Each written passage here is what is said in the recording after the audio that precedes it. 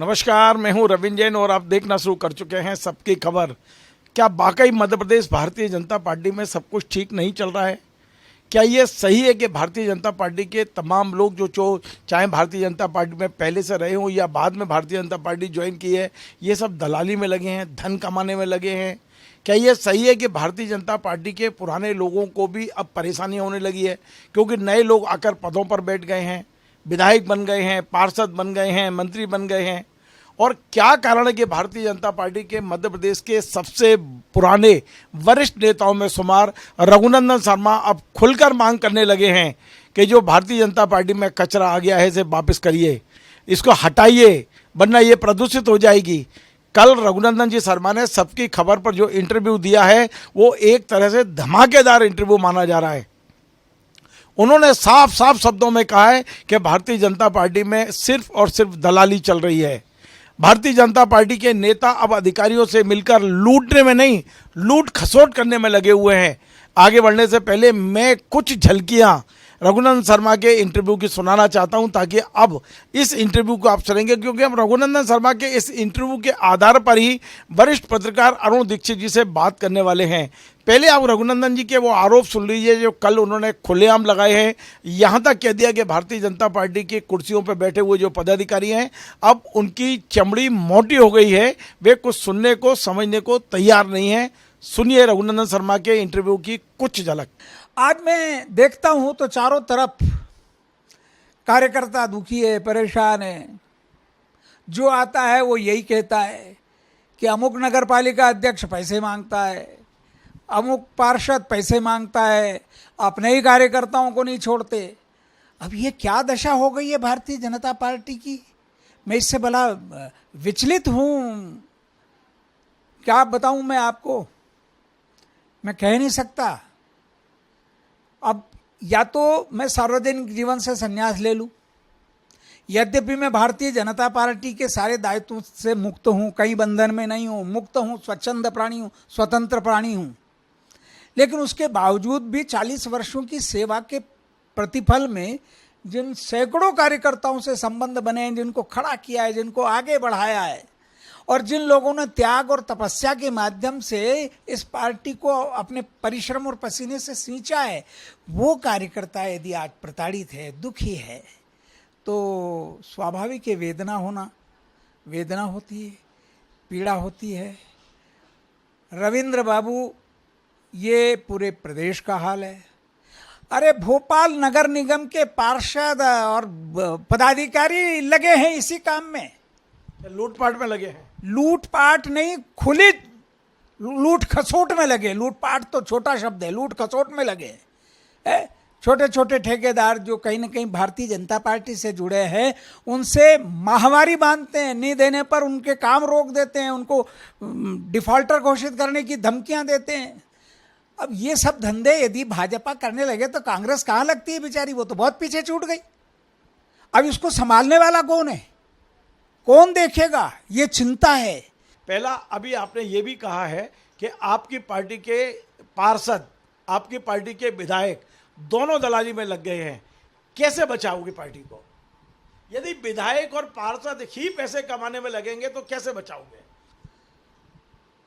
मैं रविंद्र बाबू, मेरी कुछ मर्यादाएं हैं। जिस पार्टी के लिए 40 वर्ष तक काम किया, अपने जीवन को खपाया, तन का रोम रोम जलाया, उसका कोई नुकसान हो ये मैं नहीं चाहता। लेकिन मैं बार बार यही कह रहा हूं कि हमारी पार्टी में हमने ऐसे कुछ विधायक भी बना दिए या बाहर से ले लिए, मंत्री तक बना दिए, पार्षद बना दिए, नगर निगमों के पदाधिकारी बना दिए, अन्य संस्थाओं में बिठा दिए। उन सबको तो अब बाहर का रास्ता दिखाना जरूरी है और वो सच्चे कार्यकर्ता जो त्यागी और तपस्वी है उनको स्थान देना जरूरी है, और नहीं होगा तो जनता हमें धकेल के बाहर कर देगी। ये बात समझने की आवश्यकता है।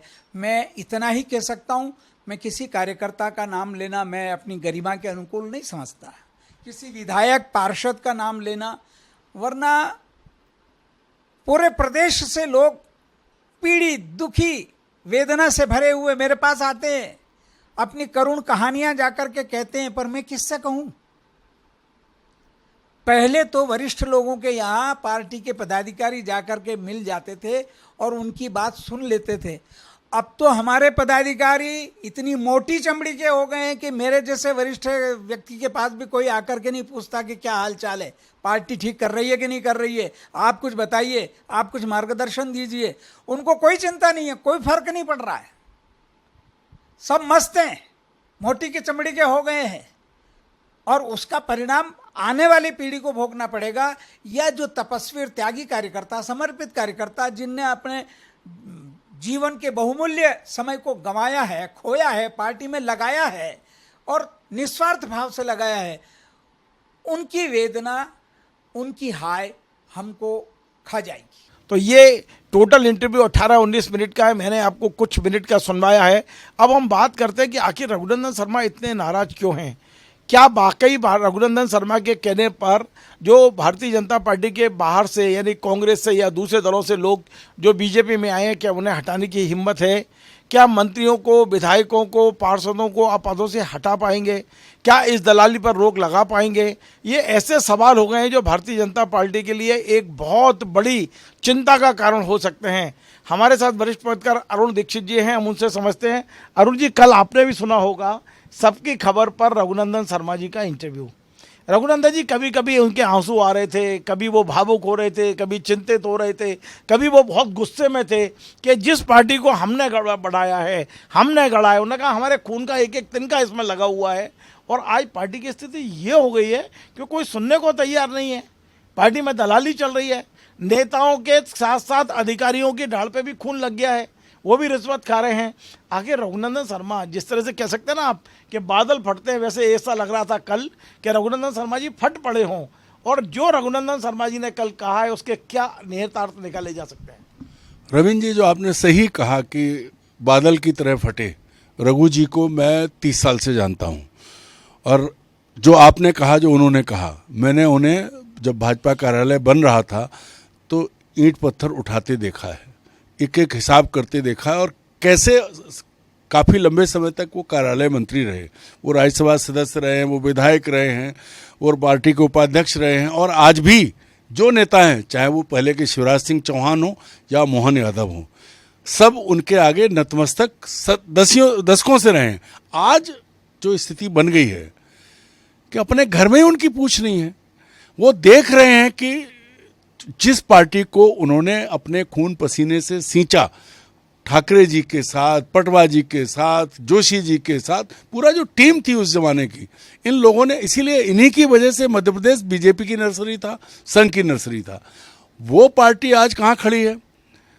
उस पार्टी की सरकार पर व्यापम का आरोप लगता है, उस पार्टी की सरकार पर माइनिंग का आरोप लगता है, उस पार्टी की सरकार पर नर्सिंग का आरोप। ऐसा कोई आरोप नहीं है जो पिछले 2 दशक में बीजेपी की सरकारों पर लगा नहीं है। क्यों? ऐसा क्या हो गया? क्या जरूरत है? जो बात, जिस मुद्दे पर बात की और उन्होंने जो बात की कि गंदगी ये जो आई है पार्टी में, ये कचरा जो आया है, क्यों आया और कैसे आया, कौन लाया? अगर आप देखें 2003 में उमा भारती ने लीड किया था और तब दिग्विजय सिंह, उतनी बुरी हार कांग्रेस की फिर कभी नहीं हुई, 38 सीट पे सिमट गई थी विधानसभा में। उसके बाद ये अलग बात है कि तब सब एक तरफ थे, नई ऊर्जा के साथ उमा भारती आई, लेकिन वो अपनी पार्टी के भीतर षड्यंत्र का शिकार हुई, खुद अस्थिर चित्त की वजह से वो गई। बाद में जो कुछ हुआ वो है। लेकिन बाबूलाल गौर के बाद जब शिवराज सिंह चौहान आए, तब पार्टी का जो नज़रिया बदला, जो कामकाज का तरीका बदला, और जो कुछ हुआ वो शुरुआत थी पार्टी के पतन की। सरकार आपके साथ रहे, सरकार आपकी हो, इससे पार्टी मजबूत नहीं होती है। पार्टी मजबूत होती है तब सरकार बनती है। सरकार बनने के बाद पार्टी हमेशा, चाहे कोई पार्टी हो, कमजोर की जाती है, क्योंकि फिर वो सरकार हो जाते हैं। और आज मध्य प्रदेश में सरकार तो है, पर पार्टी जैसी कोई चीज़ जिसको कहें कि जो पार्टी होती थी कि पार्टी ने कह दिया तो मुख्यमंत्री खड़े रहेंगे, वो पार्टी अब नहीं बची है। अगर ऐसी होती तो मुख्यमंत्री ने जो थोड़े दिन पहले कार्य समिति की बैठक में कहा कि ओम विष्णुवे नमः बोलते जाइए और पार्टी चलाते जाइए, ओम नमः शिवाय बोलते जाइए, ये भले ही मजाक हो, लेकिन ये प्रमाणित करता है कि पार्टी में सब कुछ ठीक नहीं है। रघु जी को ये शब्द क्यों इस्तेमाल करने के लिए? आपका सवाल मैंने उनसे सुना था और उनका जवाब जब उनकी आंखें लाल हो रही थी, तो क्यों? सवाल यही है कि क्यों, ऐसी जरूरत क्या है? आपके पास 163 एमएलए थे, मान लीजिए शिवराज सिंह चौहान इस्तीफा देंगे, एक कम हो जाएगा तो वो आप ही जीतेंगे। फिर आपको रामनिवास रावत को लाके कैबिनेट मिनिस्टर बनाने की क्या जरूरत थी? किसका फैसला है? कौन बताएगा? क्या नरेंद्र मोदी बताएंगे या अमित शाह बताएंगे? नहीं बताएंगे। और विष्णुदत्त शर्मा को तो मालूम भी नहीं है, क्योंकि ये फैसला उनका नहीं है।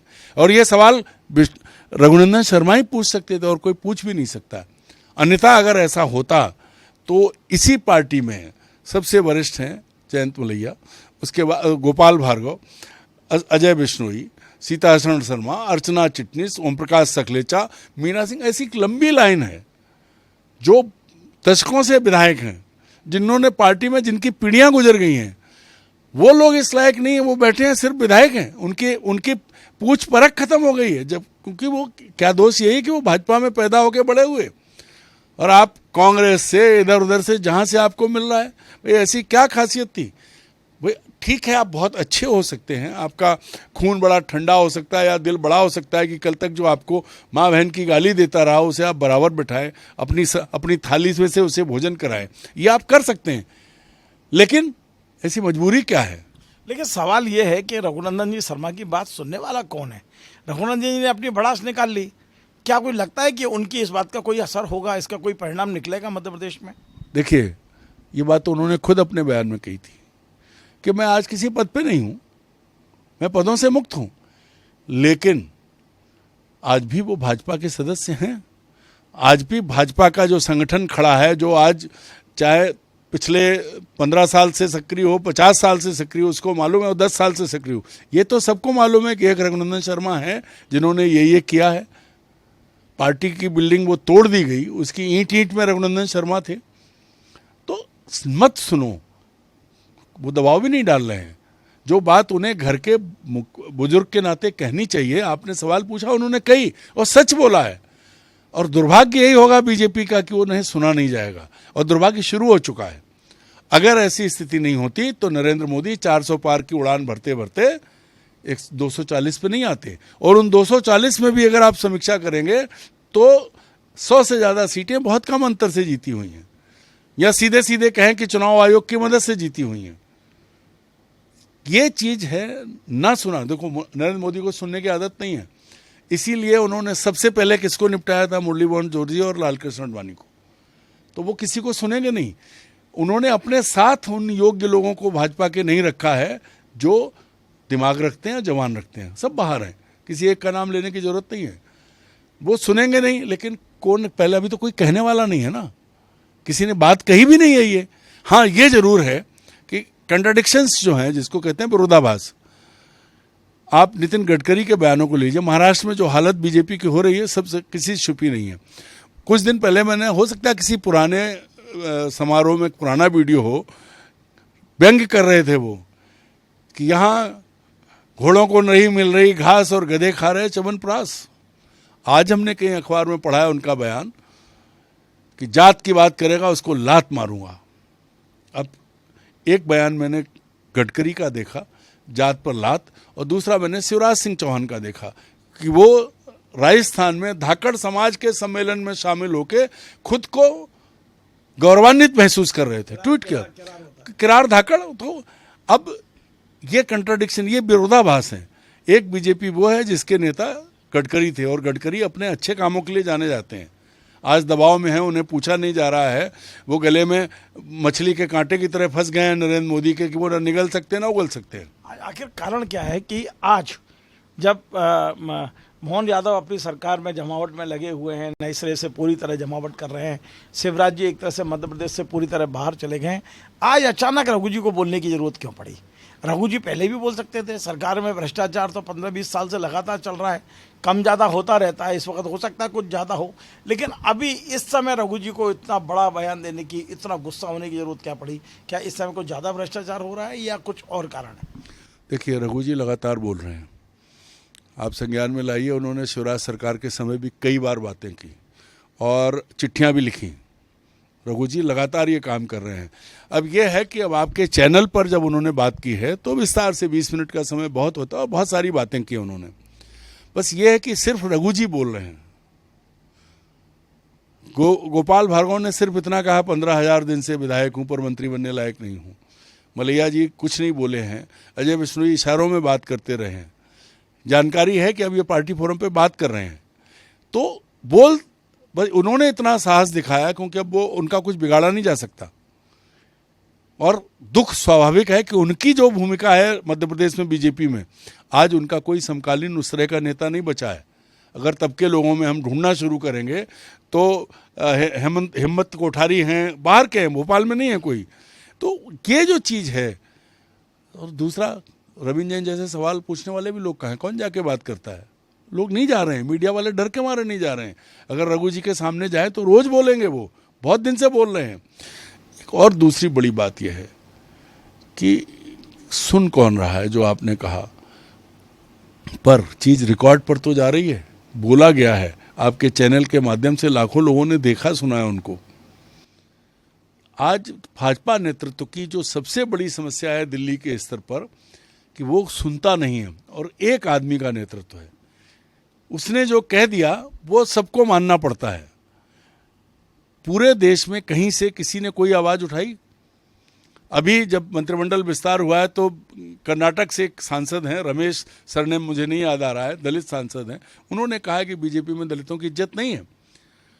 अपने फग्गन सिंह कुलस्ते ने कहा कि मुझे इतने साल बाद भी राज्य मंत्री का दर्जा मैं नहीं बनना चाहता। अब बातें हो रही हैं, ये भी तब हो रही हैं कि वो 240 सीटें हैं, 303 पर कोई नहीं बोला था क्योंकि सुनेगा ही नहीं कोई। आप ये देखिए 240 आने के बाद बड़ी गंभीर बात है। रघु जी ने तो इतनी हिम्मत दिखाई है, मोहन भागवत तो सिर्फ इशारा करके रह गए थे, इंद्रेश कुमार जी ने सिर्फ ये कहा था कि अहंकार टूट गया। भाई आरएसएस लगातार कहता रहा कि हमारा कोई रोल नहीं है, लेकिन आप भी जानते हैं और हम भी जानते हैं पूरा रोल है।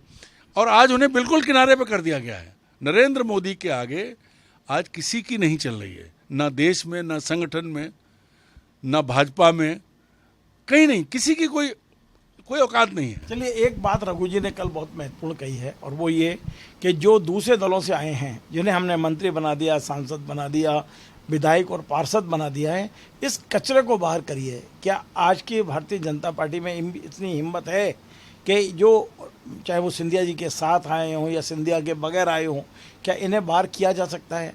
एक और बात है, आज मुख्यमंत्री शाम को ग्वालियर पहुंच रहे हैं, वो रामनिवास रावत के कार्यक्रम में शामिल हो रहे हैं, नरेंद्र सिंह तोमर के बेटे के कार्यक्रम में शामिल हो रहे हैं, लेकिन आज इन दोनों कार्यक्रमों में सिंधिया जी नहीं हैं। तो ग्वालियर की राजनीति में को भी समझने की कोशिश करूंगा, लेकिन पहले क्या सिंधिया के साथ आए और सिंधिया के बगैर आए जो बाहर से आए हुए जो कांग्रेस के लोग हैं, क्या उन्हें भारतीय जनता पार्टी अलग करने की स्थिति में है, जो मांग रघुनंदन शर्मा जी ने बहुत तेज कर दी है?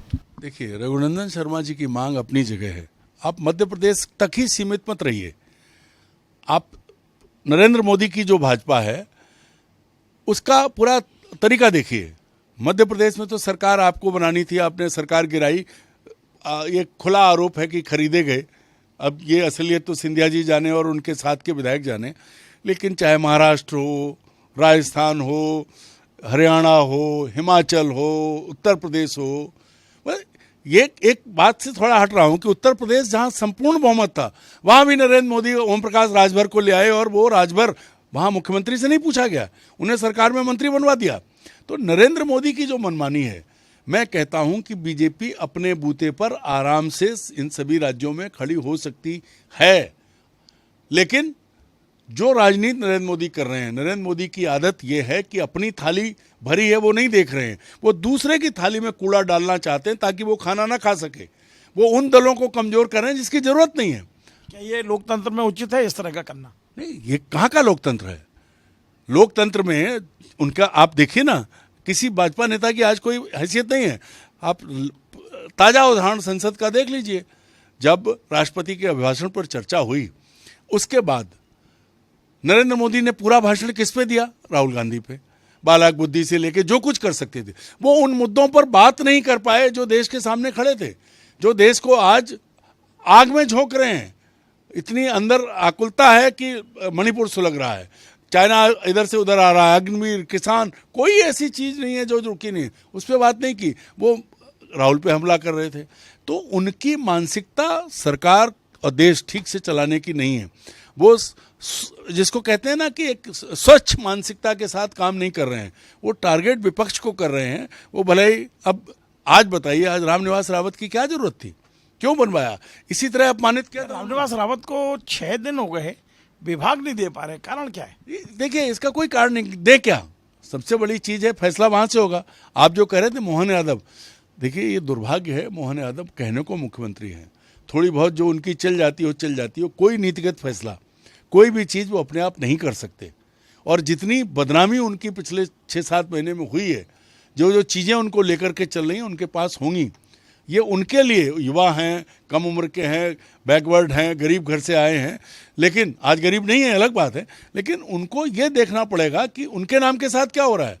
या तो फिर उन्होंने मान लिया कि ना तो वो मुख्यमंत्री बनने की स्थिति में थे, बना दिया गया तो नाम तो दर्ज हो गया, जब तक जिएंगे भोपाल में एक बंगला रहेगा, पूर्व मुख्यमंत्री रहेंगे, वो भी कोई कोशिश नहीं कर रहे हैं।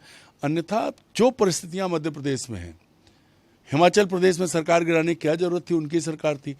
जो नरेंद्र मोदी कर रहे हैं वो सब जगह सरकार बीजेपी की बन सकती है, लेकिन बीजेपी लगातार कमजोर हो रही है। आज भी देखिए ना, जो उपचुनाव हुए हैं, कहीं भी देख लीजिए, सब जगह बीजेपी को 13 में से कितनी सीटें मिली हैं, अभी स्पष्ट मुझे संख्या नहीं मालूम है। अधिकांश हार गई है बीजेपी। तो ये केवल 2 सीटें जीती हैं, बाकी हार वो बिहार में जीती हैं दोनों, बाकी सब एक मध्य प्रदेश की भी जीत गई। वो तो वो भी बहुत लंबे समय तक पीछे थे वो। तो ये जो परिस्थिति है, इसका क्या मतलब है भाई? लोकसभा चुनाव में आपको कमलनाथ को खत्म करना था, आपने कर दिया। कमलेश शाह को ले आए, जबकि ये कितने दिन आपके रहेंगे? वो लोग जिन्होंने जीवन भर, रघु जी की पीड़ा ये है कि आज तो कोई नहीं बोलता, जब भाजपाइयों को लोग खड़ा नहीं होने देते थे, संघ के लोगों को डंडा लेके भगाते थे, उस समय से वो काम कर रहे हैं। उन्होंने जितनी गालियां खाई हैं, जो कुछ किया है, नरेंद्र मोदी ये कहते जरूर हैं कि मैंने वो सब किया, लेकिन वो कभी भी उस तरह से मैदान में नहीं आए। अरुण जी, एक आखिरी सवाल ये है कि रघु जी की जो भी उन्होंने की पीड़ा है, क्या मोहन यादव या वीडी शर्मा इस पीड़ा को समझने की कोशिश करेंगे? क्या उनको बुला के बात करेंगे? क्या उनसे कोई राय सलाह ली जाएगी, राय मशवरा लिया जाएगा? क्या उस दिशा में आगे बढ़ने की कोशिश होगी? संगठन में बैठ के कोई बातचीत होगी, या जो कुछ चल रहा है वही चलता रहेगा? भाई, जो 2 नाम आपने लिए हैं, इन विचारों की इतनी हैसियत नहीं है कि वो रघुनंदन शर्मा जी से बात कर लें और बात करके उनकी बात पर अमल करने के लिए एक कदम भी उठा लें। इन दोनों की ऐसी हैसियत नहीं है, और इन दोनों की होती, इनकी हैसियत होती तो रामनिवास रावत को शपथ नहीं दिलाई जाती। ये तो बस अपने अपने पदों पर शोभा की वस्तु ही है। जैसे राष्ट्रीय अध्यक्ष जगत प्रकाश नड्डा है, अब वो मंत्री भी हैं और वो भी है। जो कुछ होगा वो फैसला नरेंद्र मोदी करेंगे, अमित शाह उसे इंडोर्स करेंगे। बीजेपी इससे आगे नहीं है, और अगर इससे आगे होती तो 240 पे नहीं पहुंचती, और भी कम हो सकती थी। और आने वाले दिनों में आप देखते जाइए कि जो रघु जी की पीड़ा है वो एक आम भाजपाई की पीड़ा है। रघु जी ने उसे शब्द दे दिए हैं, बाकी लोग बोल नहीं पा रहे हैं, लेकिन ये मौन बहुत मुखर होगा, और आने वाले दिनों में नरेंद्र मोदी को इस बात का पूरा एहसास होगा। बहुत बहुत धन्यवाद। तो आप थे अरुण दीक्षित जी, वरिष्ठ पत्रकार, जिन्होंने आज समीक्षा की है रघुनंदन शर्मा जी के बयान की। उनका ये साफ कहना है कि मध्य प्रदेश स्तर पर रघु जी के बयान पर कोई कार्रवाई नहीं होगी। जो कि संज्ञान लेना होगा वो दिल्ली में नरेंद्र मोदी, अमित शाह को लेना है, लेकिन वो इस समय इतने ज़्यादा अपने आप में भी वो हैं, मतलब कहना चाहिए बिल्कुल कि उन्हें कोई चिंता ही नहीं है कि पार्टी के अंदर क्या चल रहा है, क्यों चल रहा है, इसको कैसे सुधारा जाए, इसकी ओर किसी का ध्यान नहीं है। लगता नहीं है कि अभी फ़िलहाल रघु जी की बात पर कोई संगठन में चर्चा होगी, कोई इसे गंभीरता से लेगा। लेकिन इतना तय है, जैसा कि अरुण जी का कहना है, कि मौन जब मुखर होता जाएगा तो पार्टी को बड़ा नुकसान पहुंचा देगा। आपको हमारा ये कार्यक्रम पसंद आए वैसे शेयर करें, लाइक करें, कमेंट करें, और आपसे बार बार निवेदन है हमारे चैनल को सब्सक्राइब अवश्य करें। धन्यवाद।